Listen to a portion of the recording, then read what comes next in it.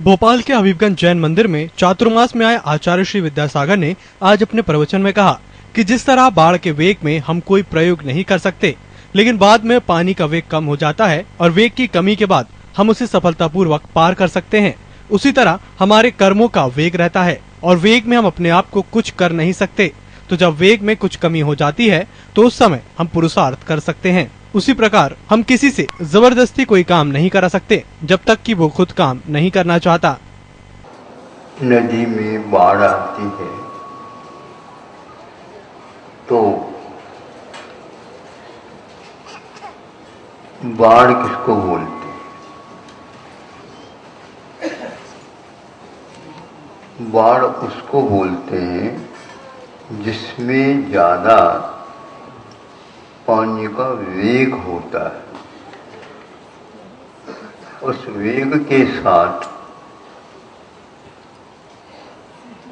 हम अपना कुछ प्रयोग नहीं कर सकते। अच्छे अच्छे नाविक भी उसमें असफल हो जाते हैं। कुशल नाविक ही यहाँ के लोगों को उस तट तक पहुंचा सकते हैं। ये श्रावण की बात हो गई, भाद्रपद की बात हो गई। फिर बाद में वह वेग कम हो जाता है। पानी तो उतना ही लबालब भरा हुआ है। अब उस वेग की कमी के साथ उसको हम कुशलता पूर्वक पार कर सकते हैं। ऐसा ही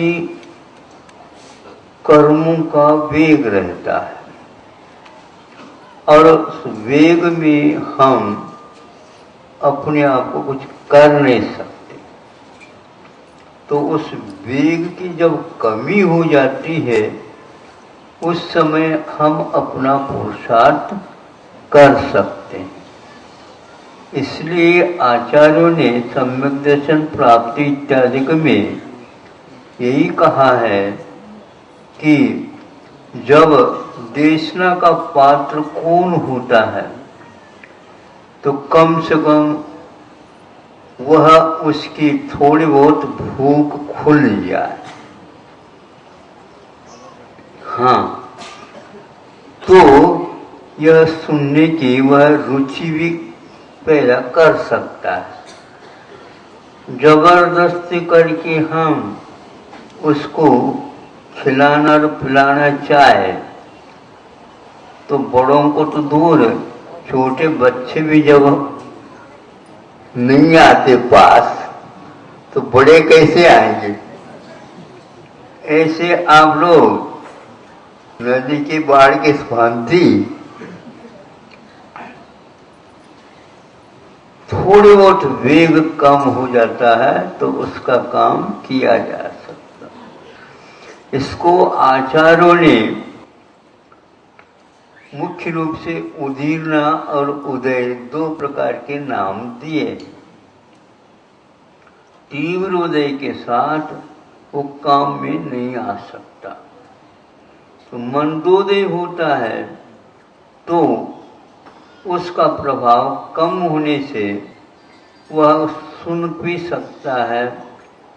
मान्य तो बहुत दूर की बात है, अभी सुन ले जो सुनेगा रुचिपूर्वक तो अपना आग्रह कम रखेगा। अभी छोड़ेगा नहीं किंतु फिर भी वह कम करेगा और सुन करके उसका निष्कर्ष अर्थ क्या होता है निकाल लेगा। फिर ऊहापोह कर लेगा तो संभव है वो उसको स्वीकार कर लेगा। और स्वीकार जब करता है तो पक्की बात है इसमें हानि क्या है और लाभ क्या है इसकी भी समीक्षा संक्षेप से वह कर लेता है। तो उस दृष्टिकोण से हम सोचते हैं कि मनुष्य जीवन में कोई जीवन में भी हो सकता है, लेकिन मुख्य रूप से मनुष्य जीवन की प्रधानता है। उसकी अपेक्षा से यह पात्र एक प्रकार से तैयार होता है। बहुत चीजें हैं, महत्वपूर्ण है, ये बिल्कुल ठीक है, किंतु सामने वाले व्यक्ति को समझ में आए तभी यह सब मूल्य और घटिया और बढ़िया ये सब बाद में। पहले तो यही कहा जा सकता है, यदि अच्छी भी चीज है आपकी रुचि नहीं है तो वह कोई भी नहीं आएगा। पर आज विज्ञापन से बहुत कुछ हो जाता, होता नहीं, कुछ भी नहीं होता, बहुत तो लगा देते हो आप। हाँ, क्योंकि एक व्यक्ति है ही नहीं यहाँ पर विज्ञापन देने वाला। सारे के सारे अखबार उस विज्ञापनों के माध्यम से ही छपते रहते। नहीं समझे? संपादकीय लेख तो थोड़ी बहुत तिथि रहती है, बाकी उसके विज्ञापन से पूरे पृष्ठों पृष्ठ सब भरे हुए रहते हैं और शाम तक उसका मूल्य समाप्त हो जाता है और वह रद्दी में भी काम में नहीं आती। दूसरे दिन का संस्करण अलग निकलता है। ये चलता रहता है। दैनिक भी है, प्रातःकालिक भी है, संध्या वंदन भी है, ये चलता रहता है। अब हम कहना चाहते हैं, यदि रुचि पूर्वक आप उसको ग्रहण करते हैं, सुनते हैं, चिंतन करते हैं, तो निष्कर्ष निकल सकता है। निष्कर्ष निकले और वह विधियात्मक निकले, निगेटिव न हो, और विधि से यदि काम लेते हैं तो आगे उसकी बढ़ोतरी हो सकती है। तो अच्छे तैराक भी बाढ़ में बह जाता है और थोड़े से हाथ पैर चलाने वाला हो तो वेग कम हो तो वह सीख भी लेगा, पार हो सकता। ये पुरुषार्थ की भूमिका इस प्रकार बनती है, जहाँ कहीं भी नहीं कर सकते।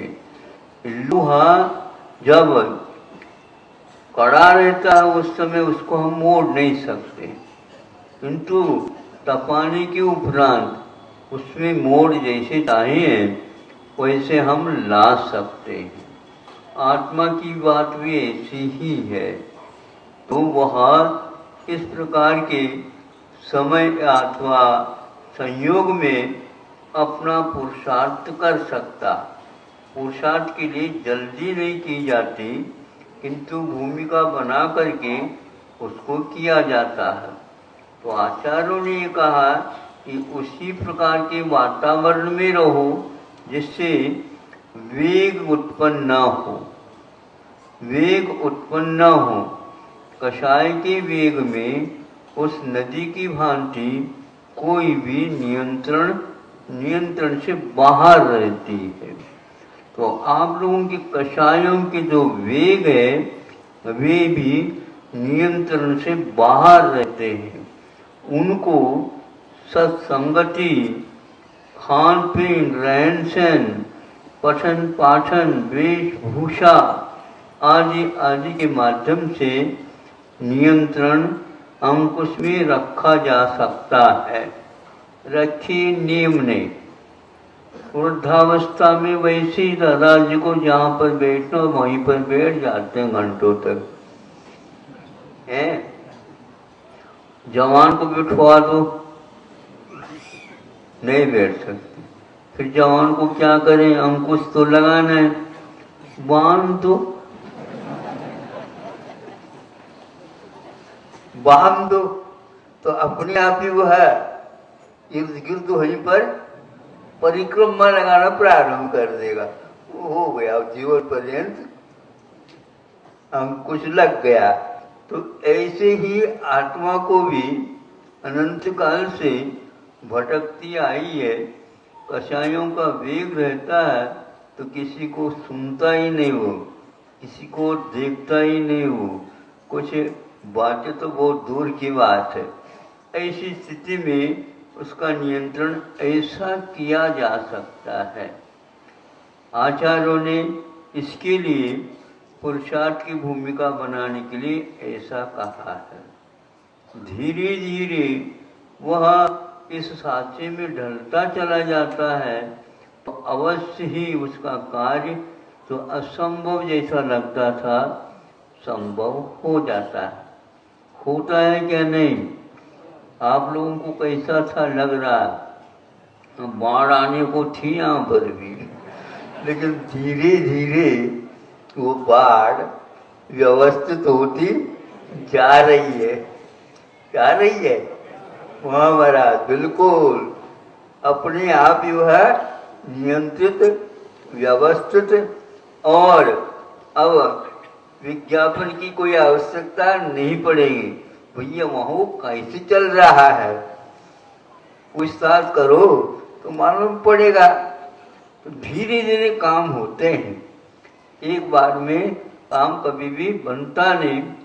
भूमिका अच्छी बनानी आवश्यकता है, स्थिरता की आवश्यकता है, और उसके साथ साथ कोई न कोई सामने आदर्श को रखने से ये कार्य संपन्न होते हैं।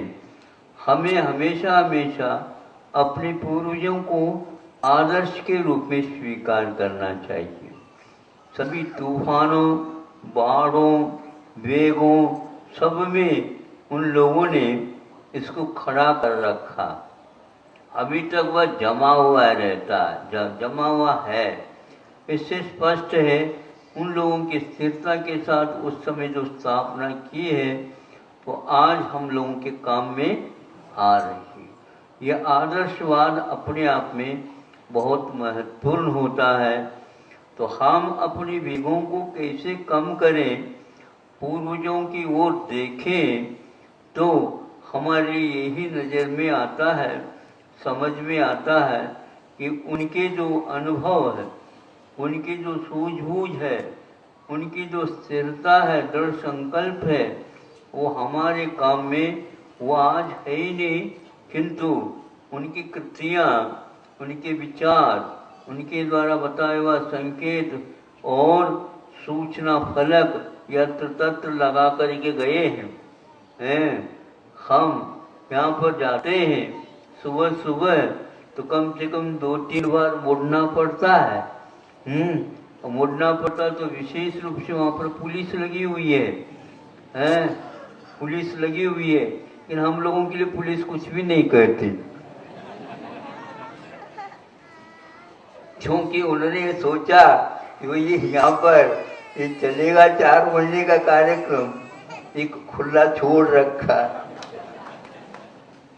आप लोग उसका लाभ ले रहे हैं। ये व्यवस्था करनी पड़ती है ना। तो जब भूख खुली तो ये 4 महीने की व्यवस्था आप लोगों ने, नहीं तो वहां पर पुलिस को देखते हुए ऐसा लगता है घुस ही नहीं सकते वहां पर। खूब रात दिन आ रहे हैं आप लोग।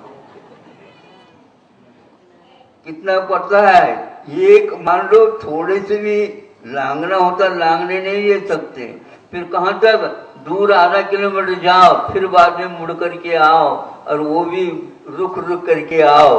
और यहाँ पर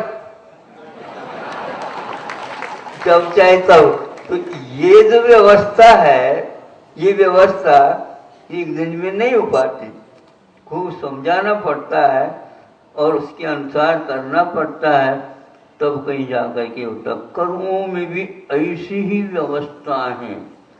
कुशलता पूर्वक इसको आप समझने का पुरुषार्थ और प्रयास करेंगे तो आनंद आएगा।